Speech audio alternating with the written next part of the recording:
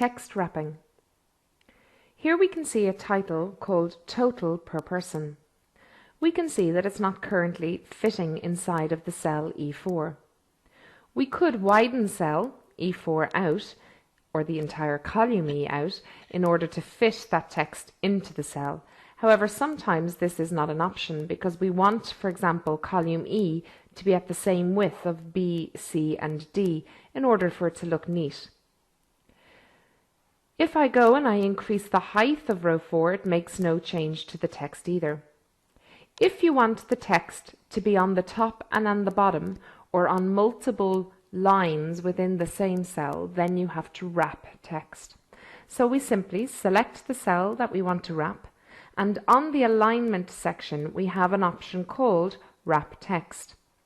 Then, as I increase the height of row number 4, you can see that total per person is now 2 lines, but in the one cell, and that's what Wrap Text does.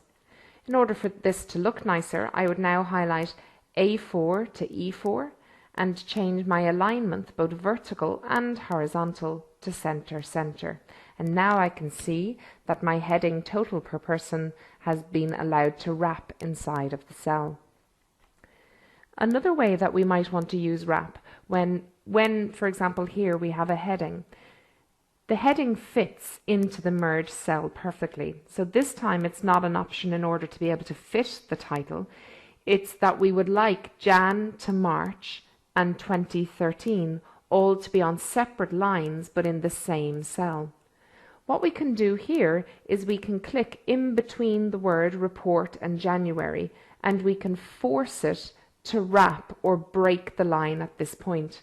So by holding down Alt on the keyboard and pressing return, it forces a line break at that point. I can do the same between March and 2013. Hold down Alt and press return.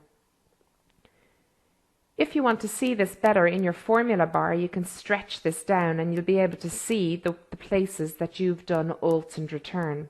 So it's all in the one cell, but it's now on 3 separate lines. So when you click away, you might only see one of the lines, and that's purely because row number 1 is a certain height.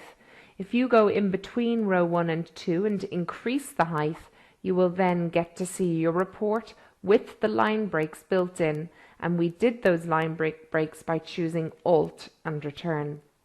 If I wanted to delete those line breaks, I'd go up in front of the 2013 and use my backspace, and then up in front of Jan and backspace again. You may need to add a few extra spaces just so that the formatting is back, and then when I hit return, all I have to do now is a double click to reduce the height of row number 1.